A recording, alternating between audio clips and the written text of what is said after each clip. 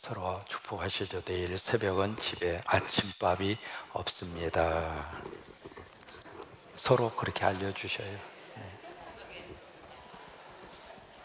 식사하고 싶으면 계복동 3-1로 오셔야 아침을 드십니다. 여러분, 성경을 우리가 해석하고 읽어갈 때 꼭 하나 필요한 게 있습니다. 그것이 바로 뭐냐면 역사입니다. 하나님의 말씀을 하나님이 주셨을 때 어떻게 주셨을까? 역사라고 하는 그릇에다가 하나님이 담아주셨습니다. 그래서 이제 그 당시에 역사를 어느 정도 알고 역사를 이해해야 그 하나님의 말씀의 의미성을 훨씬 더 우리들이 정확하게 알 수가 있는데, 사실 그 대표적인 케이스가 오늘 본문의 말씀입니다. 역사적인 사건을 통해서 본문의 말씀을 읽어가야 본문 속에서 어떤 말씀을 하나님이 주고 있는가라고 하는 것을 알 수가 있는데, 오늘 스가랴 9장은 두 가지의 주제를 가지고 말씀을 이어가고 있습니다. 첫째는 이스라엘을 중심으로 한 주변 나라들에 대한 하나님의 심판이고, 두 번째는 그런 하나님의 심판이 이루어지는 그 속에서도 하나님이 예루살렘을 보호하시고 하나님의 백성들을 보호하시고, 이제 그 두 가지의 내용을 복합적으로 우리에게 말씀을 주시고 있는데, 그 주변 나라들을 하나님이 심판하셨을 때 심판의 도구로 쓰임받은 역사적인 인물 하나가 있습니다. 그 사람이 누구냐면 알렉산더라고 하는 사람입니다. 직접적으로 성경에 알렉산더라고 하는 이름은 기록이 되어져 있지 않지만 그 사람이 역사적으로 출현하게 되리라 라고 하는 것을 다니엘서에 보시면 4번 나옵니다. 그러니까 예언된 하나님의 사람이죠. 하나님이 이 세상 역사 속에 하나님께서 이렇게 예언된 그런 인물 중에 한 사람인데, 원래 이 사람이 마게도냐라고 하는 그 나라의 그 아버지가 바로 필립이라고 하는 그 왕이었습니다. 근데 이 왕이 다른 나라를 정복하고 온 사이에 그가 암살을 당합니다. 암살을 당하는데 역사적으로 이제 여러 가지 많은 그런 설들이 있습니다. 누가 그의 아버지를 죽였을까? 그때 그 시간과 모든 정황 자체가 거의 어떤 식으로 이제 돌아가느냐면 그의 아들 바로 알렉산더가 그의 아버지를 독살시켰을 것이다. 여러 가지 많은 복잡한 가족사가 그 가운데는 끼어져 있습니다. 그 가족사 가운데 한 사람은 등장한 사람이 여러분 아시는 클레오파트라라고 하는 사람이 거기서 역사적으로 등장을 합니다. 아무튼 복잡한 그 가족사의 그 틈바구니 속에서 아버지가 세상을 갑자기 떠나고, 그러나서 그 왕의 권한을 이어받은 사람이 알렉산더라고 하는 그 사람이에요. 그때 그의 나이가 20살입니다. 20살 때 그가 이제 그 권세를 딱 이어받은 다음에 그 마게도냐, 굉장히 큰 나라였습니다. 그 나라의 전체적인 그 왕의 권한을 이어받고 나서 이 알렉산더의 젊은이 속에 두 가지의 야망이 있었습니다. 첫째는 세계 정복에 대한 야망이 있었어요.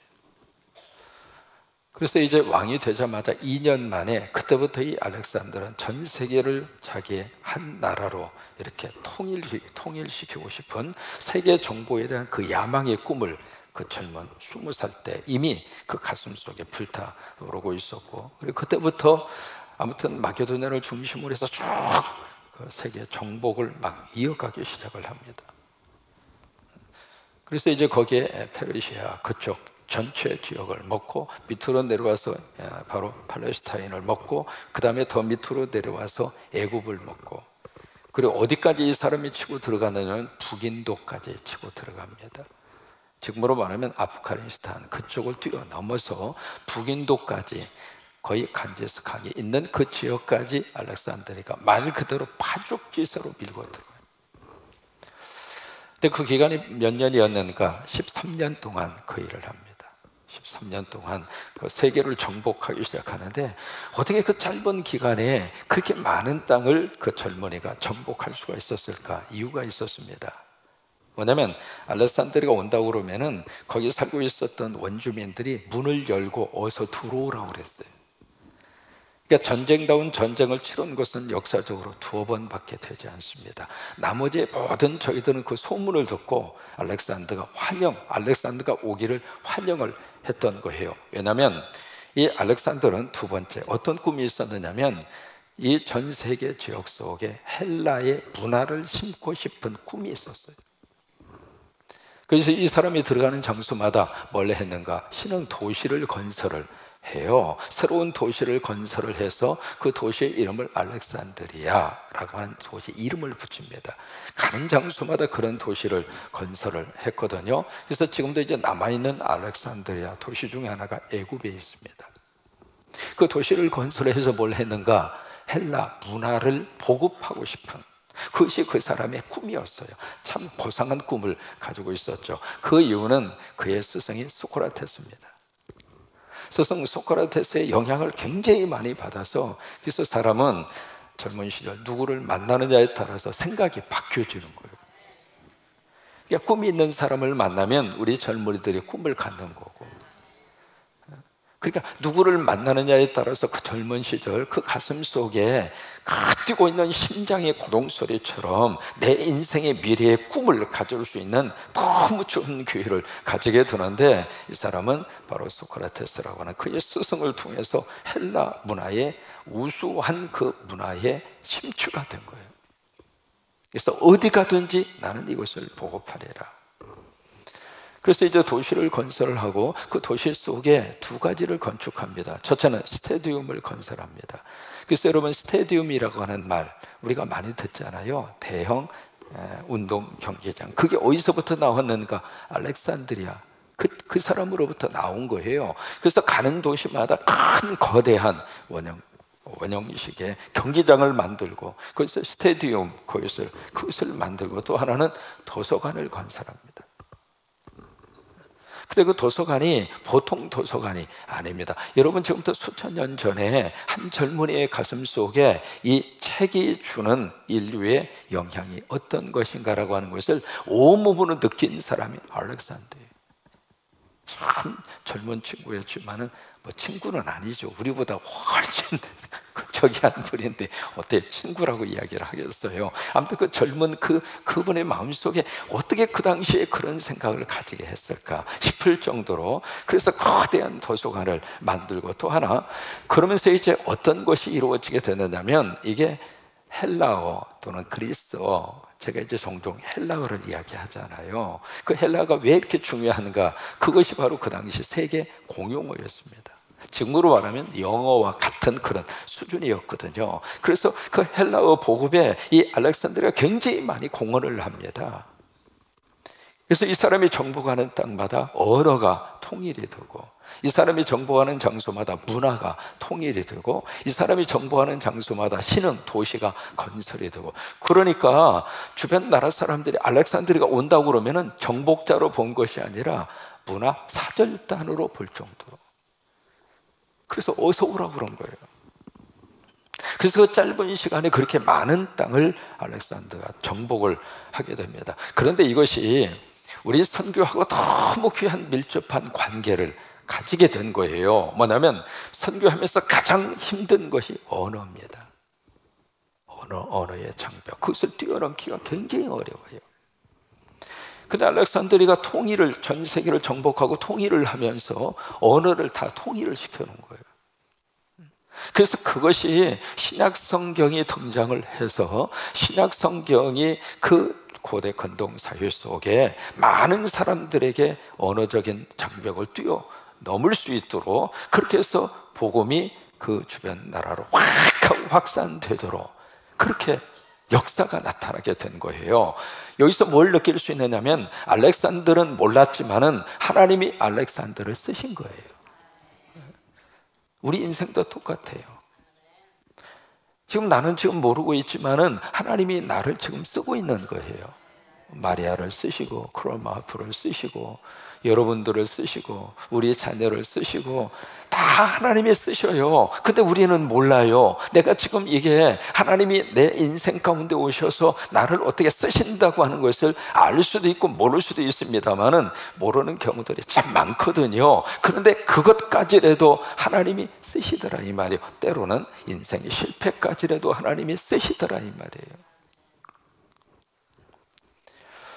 오늘 이 말씀을 드리는 이유가 있습니다. 오늘 성경에 보시면은 몇 군데 지역의 이름들이 나옵니다. 그 중에 첫 번째가 여기에 다메섹이라고 하는 이름이 1절에 나오잖아요. 1절에 보시면 하드락 땅에 내리며 다메섹에 머물리니, 이게 지금 알렉산더가 정복한 땅들을 쭉 지금 언급을 하고 있는 거예요. 이 하나님의 예언의 말씀이 역사적으로 알렉산더를 통해서 쭉 이루어지게 돼요.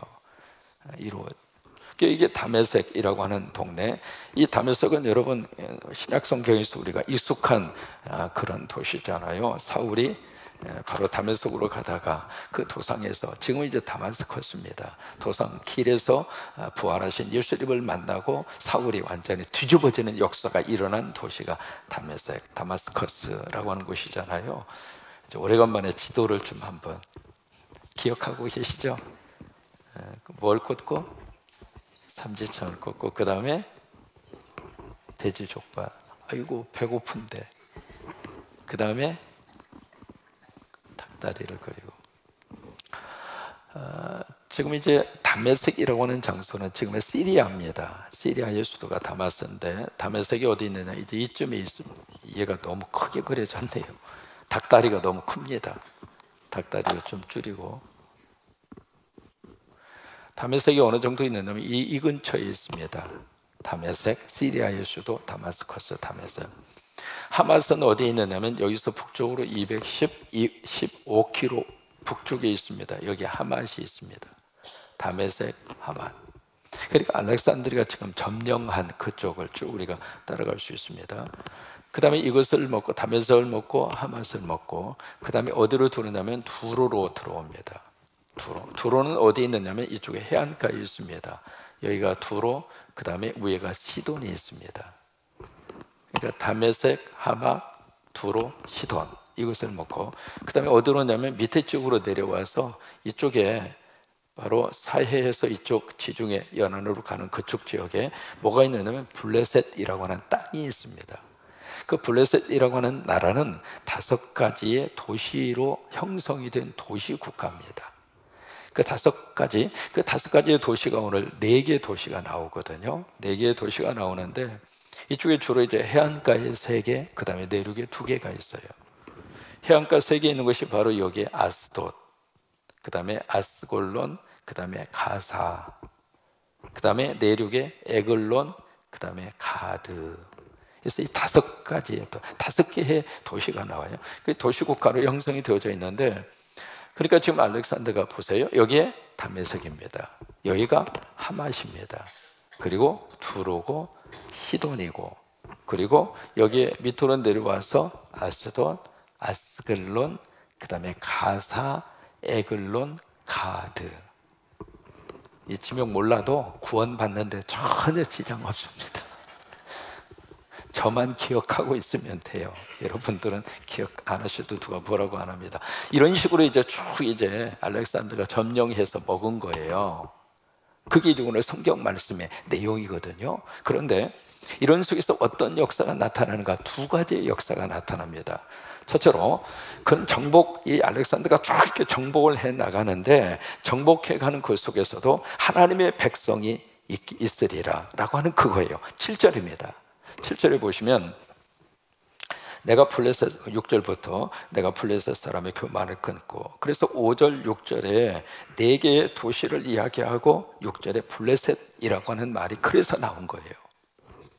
그러면서 그들의 교만을 끊고 그의 입에서 그의 피를, 그의 이사에서 그 가증한 것을 제거하리니, 누가 제거하느냐면 하나님이 제거합니다. 하나님이 제거하는데 누구를 통해서 제거하는가? 알렉산더를 통해서 제거한다, 이 말이에요.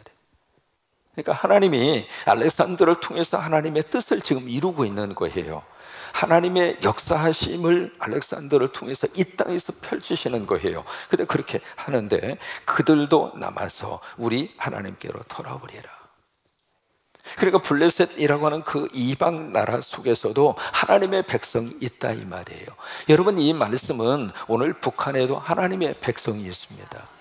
어느 나라를 가든지 그 어떤 통치자가 통치를 한다 하더라도 하나님의 백성은 하나님이 만들어 놓으십니다.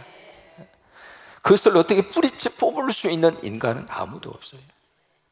그동안의 교회를 없애기 위해서 얼마나 많은 사람들이 역사적으로 등장했는지 몰라요. 기독교를 뿌리째 뽑기 위해서 얼마나 많은 이 박해자들이, 그렇게 복종들이 그렇게 나왔는지 모릅니다. 근데 그런 속에서도 하나님의 교회는 없애지 못했어요. 왜요? 하나님이 붙잡고 계시니까. 하나님의 백성들을 뿌리째 뽑을 수가 없었어요. 왜요? 하나님이 함께 하시니까. 그런 것처럼 지금도 북한이라고 하는 그 사회 속에 하나님께서 하나님의 백성들이 있을 수 있도록 역사하신다 그 말이에요. 그리고 두 번째로 8절입니다. 여기 내가 내 집을 둘러 진을 쳐서 적군을 막아 거기 왕래하지 못하게 할 것이라. 여기에 내 집, 그 내 집이 어디냐면 예루살렘이에요. 예루살렘 성전이 있는 그곳, 지금으로 말하면 교회입니다. 그 교회를 지금 하나님이 진을 쳐서, 하나님이 쭉 이렇게 진을 쳐서 보호하겠다, 바로 그거예요. 그래서 적군이 더 이상 내 성을 어떻게 침투하지 못하도록 역사적으로 그 일이 그렇게 일어납니다. 쭉 치고 들어와서 팔레스타인 전체를 먹었어요. 그리고 마지막 예루살렘 성전을 먹으려고 했는데, 이게 꿈에, 알렉산더의 꿈에 하나님이 나타나십니다. 건들지 말아라. 그래서 알렉산더가 그 꿈을 꾸고 나서 이 예루살렘 점령 계획을 포기합니다. 그리고 나서 어디로 갔는가? 바로 애굽으로 가는 거예요. 이제 그런 것처럼 참 신기해요. 하나님이 하신 말씀은 역사 속에서 그대로 일어나는 거예요. 우리가 말씀을 붙잡고 말씀을 믿는 이유가 바로 여기에 있습니다. 지금도 하나님의 말씀은 우리 역사 속에서 그대로 이루어지는 거예요. 끝나버린 역사가 아니라, 그러면 왜 이 성경을 통해서 우리가 이런 말씀을 하시는가? 그때 그 역사 속에 그렇게 이루어진 것처럼 지금도 우리 역사 속에서 이루어진다 그 말이에요. 예루살렘 성을 하나님이 둘러 진쳐서 보호하신 것처럼 하나님의 교회를 보호하시고, 하나님이 교회된 여러분들을 보호하시고, 여러분 성전 교회가 어디인가 꼭 지난번 말씀드린 것처럼 꼭 기억하세요. 여러분이 성전이에요. 교회당 크게 한번 건축하고 싶어서 구약적인 의미에서의 성전 의미를 자꾸 구약식으로만 해결하고 끝나버리는 경우들이 있는데, 그것은 성경 전체를 사실은 제대로 보아야 할 그 가장 중요한 성전의 해석에 대한 절반 해석밖에 안 되는 거예요. 성전의 완성 어디에서 이루어졌는가? 예수 그리스도를 통해서 성전의 완성이 이루어진 거예요. 그리고 그 성전이 내 안에, 성전된 예수님이 내 안에 들어와서 여러분들이 성전이에요. 여러분들이 그렇게 소중한 분들이에요. 여러분들이 그렇게 하나님이 보실 때에 너무 사랑하고 하나님의 관심을 쏙 받고 있는 VIP, Very Important Person, 줄이면 VIP, 매우 소중한 사람. 그 사람이 누구예요? 여러분. 어깨 피고 사세요. 어깨 펴요. 지금 피세요. 이렇게 살지 말고 딱. 그 교회를 누가 지금 둘러 진치고 있는가? 하나님이 둘러 진치고 있겠다.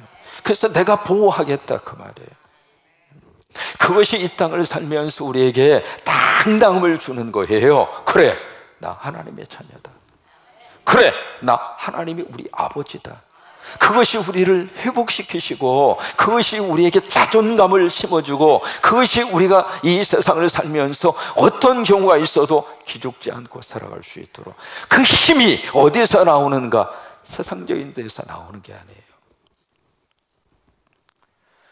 그래서 하나님이 당신의 백성들을 보호하시는데 어떻게 보호하시는가? 기가 막힌 말씀들이 성경에는 많이 나옵니다. 내가 나의 능력으로 내 백성을 보호하리라. 베드로전서 1장 5절. 내가 내 자녀들을 주의 날개로 그들을 내가 감싸하나 주리라. 룻기 2장 12절. 독수리가 자기 새끼를 엎는 것처럼 이사야서 31장 5절. 이게 다 무슨 말씀이에요? 하나님이 그의 백성들을, 교회된 하나님의 자녀들을 그렇게 둘러싸고 그렇게 보호하겠다 그거예요. 신명기 32장 10절. 자기 눈동자처럼.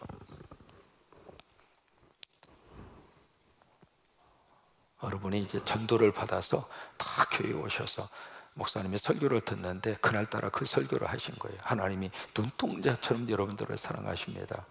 근데 설교를 들으면서 그분이 너무 은혜를 받았어요. 왜냐하면 그 마음속에 너무 한스러운 인생에 문제들이 있었는데 그 하나님이 나를 그렇게 사랑하시고 그렇게 보호하신다고 그러니까 껌뻑 죽은 거예요. 왜? 지금까지 남편도 자기를 보호하지 않았고 가버렸고 자식남도 나를 보호하지 않고 가버렸고 그래서 늘 외로움 속에서 살았는데 하나님이 자기를 눈동자처럼 세상에 어머머머머머머 아멘 아멘 아멘 아멘 아멘 그러면서 그냥 얼마나 은혜를 많이 받는지 말이죠.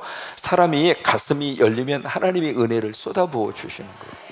그러니까 그러면서 큰 은혜를 그렇게 받았어요. 그냥 눈물, 콧물, 그냥 인물 할 것 없이 댁에 나오는 삼형제를 항상 같이 따라다닙니다. 위 동네에서 시작하면 아래 동네도 나오고 가운데 동네도 나오고 콧물도 나오고 나올 수 있는 것은 다 나오거든요. 그러면서 막 은혜를 받고 그냥 할렐루야 놀렐루야 할 것 없이 할 거 다 하고 나서 그 다음에 이제 눈을 딱 뜨고 나서 이렇게 봤는데 뭐가 허전해. 봤더니 세상 옆에 있는 지갑이 없어진 거예요.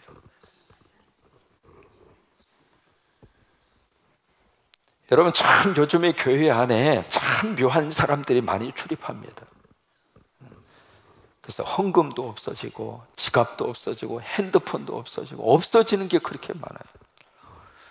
그래서 어느 교회에서는 다 같이 통성기도 합시다. 그 대신에 핸드백은 꼭 가슴에 품고 하십시오. 뭐 그렇게 광고하기도 하고 뭐 별 저기를 다 해요. 아무튼 교회는 이 사람 저 사람 다 올 수 있는 장소이기 때문에 별 사람이 다 출입을 다 하는 거예요. 정탐하기 위해서 오는 사람도 있고 심지어 저 목사 설교 어떻게 하나 한번 보자 하고 납치인데 이런 사람도 봤어.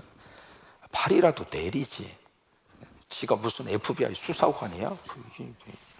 뭐 그런 사람도 있고 별 사람도 다 있어. 앞에서 보면은요 이렇게 쭉 이렇게 보면 우리 교인지 아닌지 막 눈에 띄고 스파이로 왔는지 안 왔는지 이렇게 눈에 이렇게 띄고 다 띄어요. 다 전부.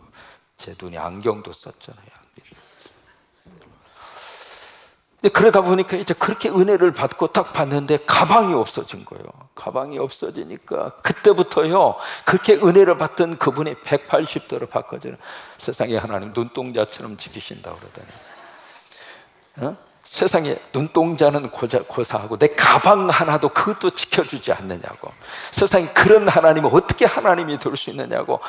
세상에 조금 전에 그렇게 아멘하고 은혜 받고 삼형제를 흘리던 그분이 그냥 180도로 돌아서 가지고 그래서 이제 교회 던지고 떠났어요. 여러분 하나님의 말씀을 정확하게 기억하셔야 됩니다. 뭐냐면 세상적인 것 지켜준다고 안 그랬어요. 그러니까 우리는 오직 세상적인 것밖에 없어요. 그 가방 없어질 수도 있고 누가 가져갈 수도 있고 그런 거지. 그 가방이 천국까지 가지고 갈 수 있는 가방이니까. 그다음에 뭐냐면 우리 생각 자체가 너무 물질주의적이에요. 마치 하나님이 그것을 위해서 하나님이 존재하는 것처럼 건강도 마찬가지예요. 죽을 때까지 건강하게 살다가 갑자기 가라고. 세상에 그런 인생 사는 사람이 누가 있어요? 여러분 올 때 편하게 오셨어요? 다 잊어버렸으니까 그러지. 엄마 얼마나 많이 죽을 지경까지 고통 주고 이 세상에 나왔고 엄마만 그랬어요? 여러분도 편하게 나오셨어요? 그 좁은 굴 그거 나오느라고 이 대갈통이 얼마나 아팠을까? 그리고 이 세상에 다 나오면서 너무 힘들어서 앙 하고 시작한 인생인데 그렇게 출발을 했는데 뭐 그렇게 아무 걱정도 근심도 없는 인생을 바라느냐고.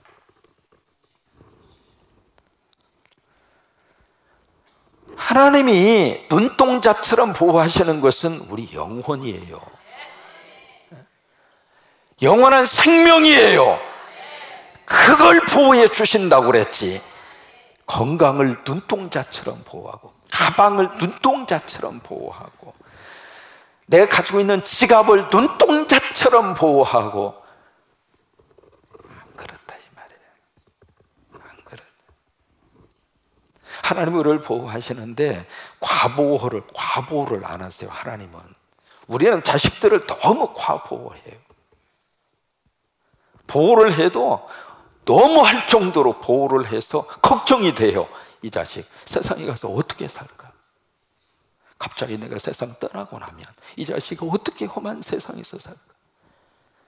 이게 부모 없이는 아무것도 못할 정도로 그렇게 만들어 놓고, 여러분 아이들이 말이죠, 어렸을 때부터 꼭 기억하세요. 이렇게 밥을 줘서 먹으면 먹고요, 안 먹으면 내싸둬요. 왜? 배고프면 지가 다 퍼먹습니다. 퍼먹게 되어져 있어요. 그냥 쫓아다니면서 아이고 아이고 내 새끼, 아이고 내 새끼, 아이고 내 새끼.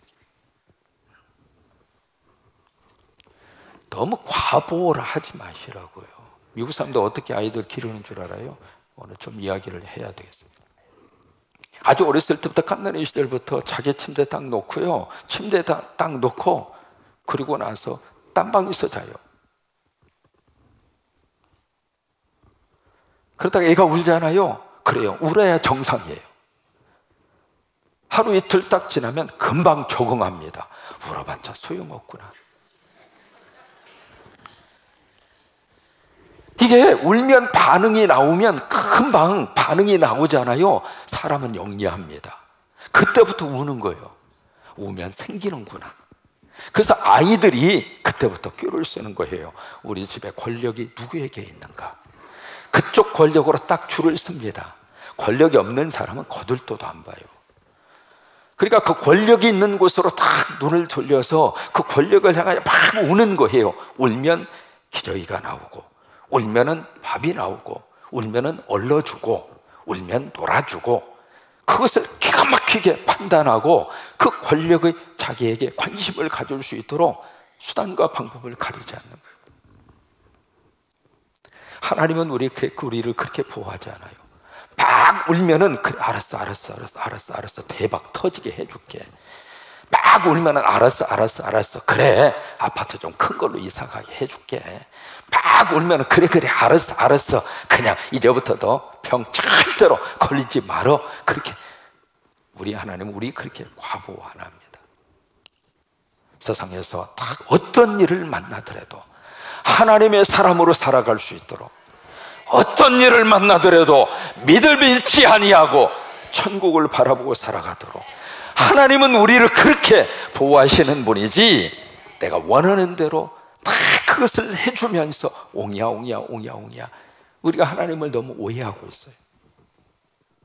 그런 하나님이 아니에요. 성경에서 우리에게 제시하고 있는 하나님은 그런 분이 아니라고 하는 거예요. 힘든 일이 있으면 그 힘든 일을 뚫고 나갈 수 있는 영적인 야성을 하나님 우리에게 주시면서, 그래 힘들어? 나와 함께 해보자 이 말이에요.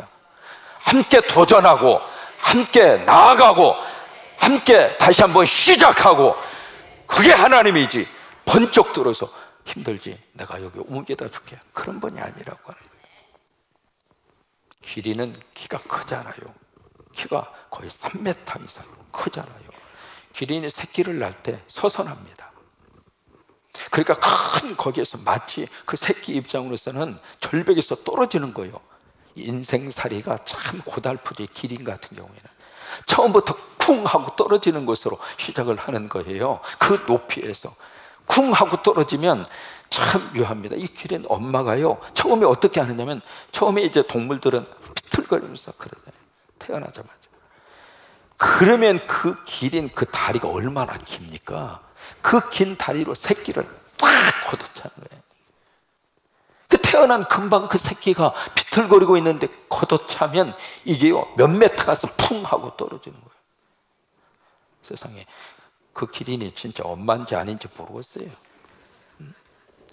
그러면서 이제 이 새끼가 얻어 터지고 나서 또 비틀거리잖아요. 겨우 이렇게 일어나 있으면 또 걷어차는 거예요. 그러기를 몇 번 반복해요. 몇 번. 왜 그런 줄 알아요? 이 야생에서 살아남으려면 다리가 힘이 세요. 다리가 비틀거렸다가는 잡아먹히잖아요. 그 다리는 엄마가 해줄 수 있는 게 아니에요. 본인이 길러야지. 그렇게 할 수 있도록 기린 엄마는 처음부터 태어나는 자기 새끼한테 그렇게 해서 너는 이렇게 해야 세상을 살 수 있다. 그렇게 해야 돼요. 하나님도 우리를 과보호 안 해요. 과보호를 안 하시는 거예요. 과부. 여러분, 우리 자식들 길러낼 때 꼭 기억하시기 바랍니다. 너무 과부하지 마세요. 내싸둬요. 안 먹는다면 먹지 마, 이놈의 새끼야. 나만 맛있게 먹을 거야. 그리고 둘이 맛있게 먹어. 특히 아이들이 안 먹는다 그러면 둘이 더 비싼 거, 맛있는 거 시켜서 막 먹으면 침 흘리면서 나중에 와요. 그러니까 너무 자녀들에게 엄마와 부모의 심정은 알겠습니다만은 그것을 하나님이 어떻게 취급하신가를 보면서 그렇게 하셔야 될 필요가 있어요. 정리합니다.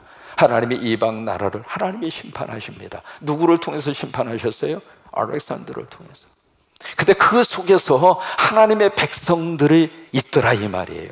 그리고 두 번째로 그런 속에서 하나님의 성, 하나님의 자녀된 그들은 하나님이 둘러서 지켜 보호하신다 그 말이에요. 보호하시는데 어떻게 보호하시는가? 과보를 안 하시고 하나님의 자녀로서 당차게 살아갈 수 있도록 하나님이 그렇게 우리를 보호하신다. 오늘 이 은혜가 저와 여러분 속에 함께 할 수 있게 되기를 주의 이름으로 축원합니다. 제가 우리 부모님들 놓고요, 이 자녀 교육에 대한 문제 언젠가 꼭 말씀을 드리고 싶어요. 저는 이제 자녀 교육에 대해서 이런저런 저기를 좀 경험을 했잖아요. 그래서 어렸을 때부터 우리가 하나님이 우리를 취급하시는 모습으로 우리가 우리 자녀를 대해야 할 이유가 있다 이 말이에요. 그렇게 해서 이렇게 비실비실한 우리 자식으로 길러내지 말고 그냥 어디다 내둬도 딱 하고 설 수 있도록 그런 우리 자녀들로. 올해는 새벽기도 할 때 나나 집사람이나 애기들 양쪽으로 업고 와서 옆에다 눕혀놓고 새벽기도 했어요. 피떡리 시절부터 양쪽으로 이렇게 앞에서 이렇게 설교하다 보면 저 녀석 저러다가 의자에서 떨어지면 어떡하나 싶을 정도로 그렇게 하면서 새벽기도 훈련부터 시켰어요. 아이들한테 다른 거 요구하지 않았습니다. 잠언 그게요 한 달에 한 번씩 읽을 수 있도록 1장에서 30장까지 매일 하루에. 오늘이 며칠이에요? 날짜가 16장 읽어야 돼. 읽고 오면 돈을 줬어요. 많이 준 거 아닙니다. 뭐 1불, 2불 그 정도 준 거예요. 애들은 돈 맛을 알아요. 돈을 주면 다 땡겨오게 돼 있어요. 왜? 그 잠언 속에 내가 하고 싶은 이야기가 다 들어가 있는 거예요. 이해하고 안 하고는 괜찮아요. 성령님이 그 말씀을 통해서 자녀들에게 말씀하실 거니까 그냥 보고 있으면 돼요. 보면은 한 글자라도 하나님이 말씀을 하시니까. 말이 좀 길어져서 미안합니다. 서로 한번 약속하세요.